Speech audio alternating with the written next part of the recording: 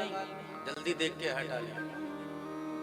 बड़े गौर से देखना है भगवान के स्वरूप को, एक एक अंग का दर्शन किस तरह करना है इस श्लोक और भागवत में साफ साफ बताया।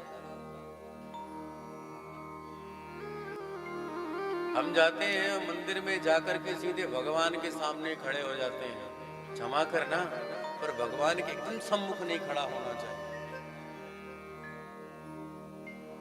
भगवान के दाहिने हाथ की ओर खड़ा होकर। कहा? इतने साल से आप लोग मंदिर देवालय जाते हैं, मुझे नहीं पता आप जानते हैं या नहीं जानते हैं, कभी भी सन्मुख प्रणाम नहीं करना चाहिए। जब आप दर्शन करो तो एक किनारे एक तरफ खड़े होकर के भगवान के दाहिने हाथ की ओर। बाके बिहारी जाते हैं दर्शन करने के लिए, जब वो आरती करते हैं तो एकदम सामने नहीं खड़े होते हैं, भगवान के दाहिने अंग में किनारे खड़े होकर के ऐसे आरती उतारते हैं ना। सन्मुख खड़े नहीं होना, भगवान के कंठ को, भगवान के मुख मुद्रिका का दर्शन करना चाहिए। जब ऐसा दर्शन करते हैं तो क्या कहते हैं? हासा हरे तन खिल लोक तीव्र शोका सुसागर विशेषण मृत्युदारा।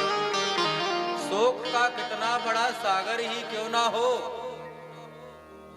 सूख जाता है। क्या सूख जाता है? शोक का सागर। जब तक आप भगवान से दूर है तो आपके मन में 100 प्रश्न हैं, जब भगवान के आप पास पहुंचे तब आपके पास एक भी प्रश्न नहीं बचता। क्यों? क्योंकि वो पूर्ण है, और पूर्ण को पा लिया तो प्रश्न कैसा? पूर्ण को पाने के बाद पूर्ण ही तो कहलाता है ना। जब वो पूर्ण हो गया तो प्रश्न बनता है क्या? प्रश्न नहीं बनता।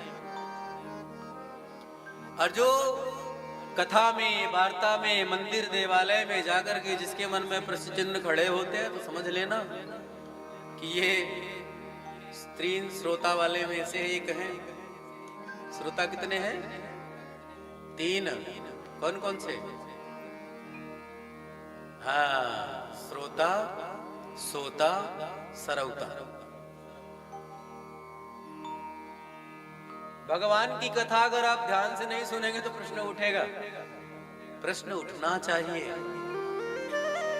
लेकिन कभी भी कथा वाचन के समय माइक लेकर के, खड़े होकर के, हाथ उठा करके कभी भी प्रश्न नहीं करना चाहिए। दर्शन आदि के कार्य में कभी भी विघ्न डाल के अपने मन की शंका दूर नहीं करना चाहिए। या तो पहले कर लो या बाद में करो।